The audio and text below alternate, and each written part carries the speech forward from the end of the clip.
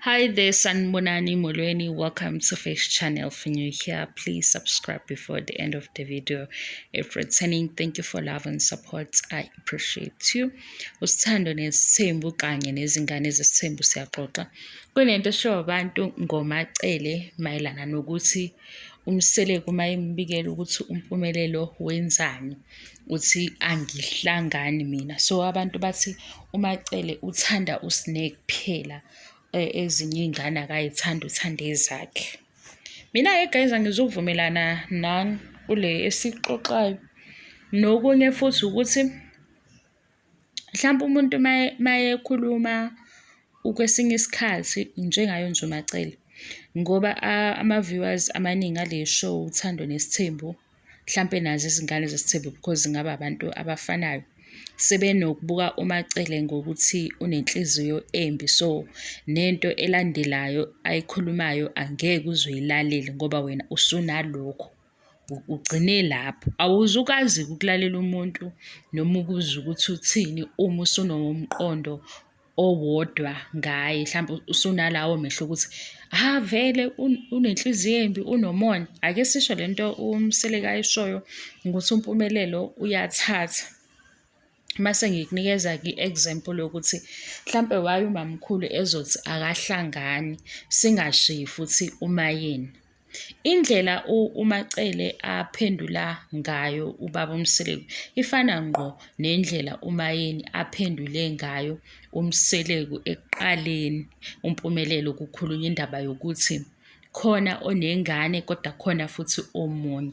Ekuqaleni uMseleku uthe kuthando nesithembu bayahamba bayobona ifemeli kaVuyo. Engicabanga ukuthi bekhuluma ngefemeli kaVuyo, kodwa sekunomunye. Beku-season 5 lowo. Uma ubaba uMseleku ezokhuluma noMayeni, uthi uMayeni abangaloboli ngoba umpumelelo usayingane. Wathi-ke futhi uMayeni akafuni ukungena ey'ndabeni zikaMpumelelo because uMpumelelo usayingane, kufanele ukuthi akhule azenzele iy'nqumo ngokwakhe esekhulile. Uma ubaba wakhe emhambela phambili kuzoba inkinga ngoba yena uzogcina esesele nabantu bakaMpumelelo abakhomplela kuyena ngoba uMpumelelo engasabanikeza isikhathi, engasabathandi, wabala. Okuyikho futhi esekukhona manje ngoba usengenile ekukhulumeni uMayeni ngenxa yaMpumelelo. Bengithi-ke uma ukwazi ukuqhathanisa kulama-episode la uMseleka ekhuluma khona ngoMpumelelo ne-love life kaMpumelelo kuMayeni, ubuke ukuthi uMayeni uphendula kanjani. Mase ubuka nala akutshele khona umacele ukuthi akufani yini. Umehluko, umacele akazukhuluma kakhulu ngoba vele usibindi okaMayeni, kodwa indlela uMayeni nomacele abazizwa ngayo ngezinto ezenziwa uMpumelelo iyafana. Sengikuthathela phiko kaMacele. UMacele ku-season 1 wezingane zesithembu uhlale nolwandle, wakhuluma kulwandle, wamtshela ukuthi abantu besifazane akusiwo ama-objects. Awukwazi ukuthi uzosebenzisa umuntu onemizwa wenze noma ikanjani. Uma kufika isikhathi sokuthi kukhona ozomthatha noma eba sempilweni yakho wamkhulelisa, loyo uyamshada. Akakwazi-ke umacele ukuthi uma ubaba uMseleka esefika useshintshile, usecula icule elihlukile. Bayazi ukuthi indlela ephilwa usibindi injani, wenzani. Futhi enye-ke into mhlampe ukuhlonipha ama-boundaries, because uzokhuluma ngendlela akhuluma ngayo kube sengathi mhlampe u-undermine uMayeni as umama, ukuthi akasiye umama oqotho. Because uma ezofika umacele abe honest ngendlela uMpumelelo aziphethe ngayo nangalezi gemegeme ezenziwa uMpumelelo, kuzobukeka kabi kuMayeni, kube sengathi u-undermine ukuba umama kukaMayeni, kanti noMayeni angeke ehlele elandela uMpumelelo. Uyamyala uMpumelelo, yena akhethele ukuthi wenze njani ngoba sithi nje simbona esayingane. Nina-ke yikani ubuxoki bokuthi i-fave yakho ubani, noma usubuka uMacele ngeso lokuthi lo mama unenhliziyo embi, lo mama unomona because uMpumelelo umdala ukunosibindi. uMayeni noMacele bazizwa ngendlela efanayo ngezenzo zikaSibindi. Umehluko, uMayeni uzoqhubeka akhulume because yena uwumama kaSibindi la ngqo, kanti uMacele uzoba nendawo yokuthi uya-withdraw izinto ayishoyo ngoba sezingazwakala kabi, as if ubukela phansi indlela uMayeni akhulise ngayo uSibindi, kanti uSibindi ushayelwa ihlombe ubaba wakhe noma enza izinto ezimbi. Angithi nayo ivelile indaba ya-Queen Loli. Sezwe ukuthi ngaleso sikhathi uMpumelelo wayengawaphendula ama-calls kama wakhe ngoba wayengafuni ukuthethiswa. Ubezothini-ke uMacele?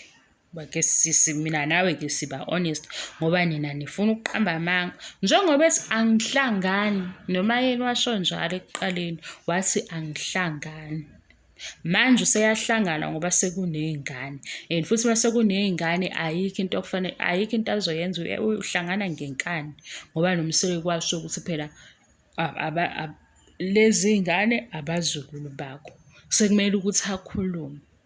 Futhi uma engezukhuluma kuzoba futhi engathisho ukuthi-ke akanandaba ukuthi kwenzakalani ngoba phela iy'ngane azenzanga lutho, zinogogo okuwuMayeni. Nina-ke ikani ubuxoki, ikani amanga, noma ungakuthatha phela ngendlela yokuthi hhayi unenhliziyo embi kodwa ukuthi angihlangani. Uma ungahamba uye kuThando Nesithembu uzomthola uMayeni esho into efanayo ngoba wazi wathi uMayeni akungaqalwa kulotsholwe, uMpumelelo usayingane uzozenzela iy'nqumo.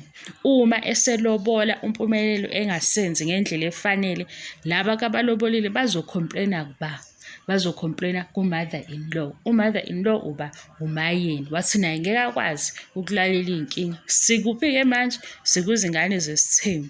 Siyaphi kwizingane zesithembu? Siyobuka ukuthi uMayeni uthini ngendaba kaTirelo ngoba eyaVuyo useyiqalile uyayikhuluma.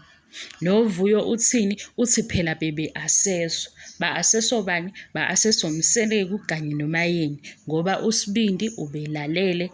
uSibindi uhambe wayoxoxa kubazali bakhe kuqala ukuthi uthatha bani as u-first wife.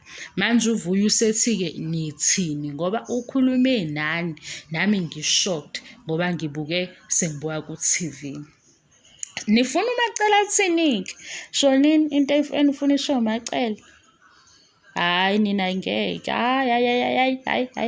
hayi ubuxoki aphume ngaphandle, nilalela isitori ukuthi ninendaba esixola yona ukuze-ke sizohambisana. Hawu, uzomuzwa kanjani umuntu usuwahlezi ukuthi unenhliziyo embi? Ngisho ngakhuluma into evalid, inhliziyo embi. Athi ngiyoyifuna leyo episode uMayeni esho ukuthi angihlangani. Mhlawumpe okaMayeni-ke angihlangani uyi-Afrikaans, okaMacele kuyisiZulu unomoya. Ngiyadlala. Thank you so much for your love and support. Ngiyabonga kakhulu. Bye.